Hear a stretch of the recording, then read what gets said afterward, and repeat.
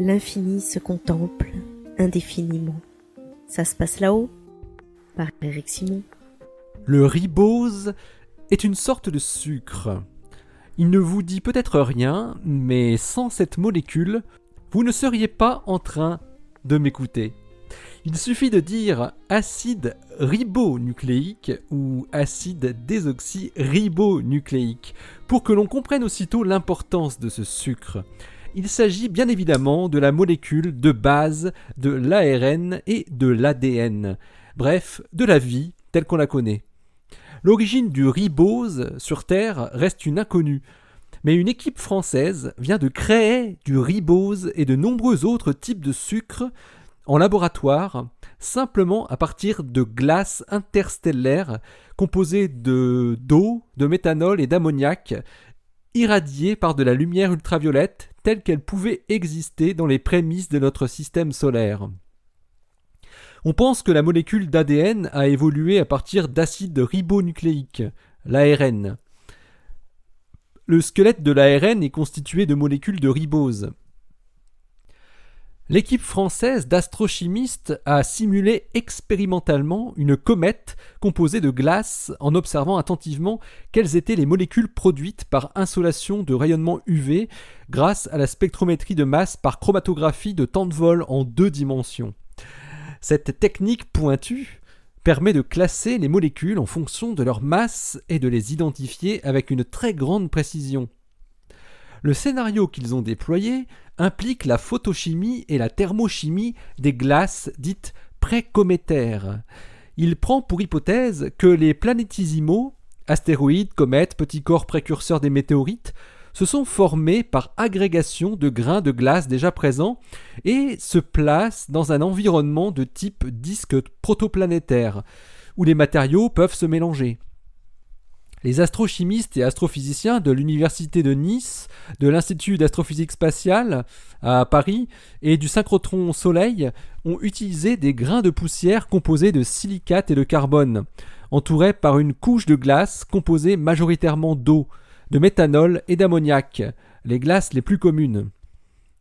Les grains ont tout d'abord été irradiés par de la lumière ultraviolette à basse température, à 78 Kelvin, et à basse pression, puis remis aux conditions normales de température et pression. Afin de contrôler l'absence de contamination, les molécules de méthanol utilisées étaient marquées par du carbone radioactif, du carbone 13, de manière à pouvoir le suivre dans les produits organiques formés. C'est la première fois que des chercheurs parviennent à montrer que des sucres complexes peuvent être produits simplement à la surface des premiers corps du système solaire. La formation d'autres éléments organiques constitutifs du vivant, comme des acides aminés formant les protéines, est un peu mieux comprise car déjà observée dans des expériences semblables en laboratoire et aussi détectée dans des échantillons de comètes ou météorites.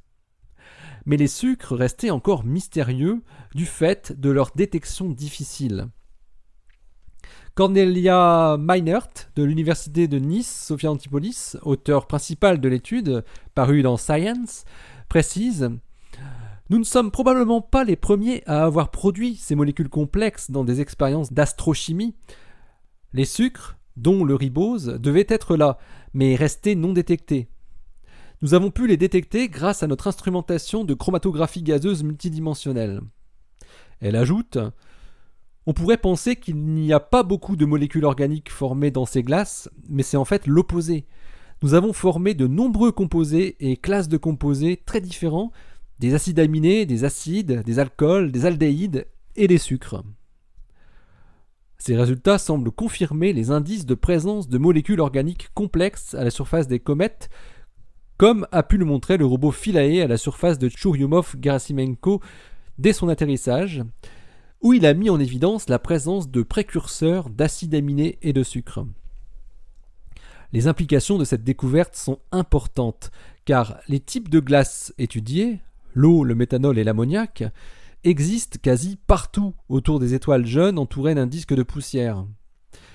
Ces molécules complexes, comme le ribose, doivent donc être très répandues, et avec elles, les briques nécessaires à la vie. Cet article est paru dans Science, l'article de Cornelia Meinert et ses collaborateurs. Il s'intitule Ribose and Related Sugars from Ultraviolet Irradiation of Interstellar Ice Analogues. C'est dans le numéro 352 de Science, daté du 8 avril 2016. Restez bien à l'écoute sur le www.saspasselao.fr, le blog où l'univers se contemple indéfiniment. Vous retrouvez ce podcast sur iTunes, et puis sur podcloud.fr, et enfin sur YouTube. D'ici la prochaine, restez bien les yeux au ciel, les oreilles aussi, et les pieds sur terre. Allez, à très bientôt, salut!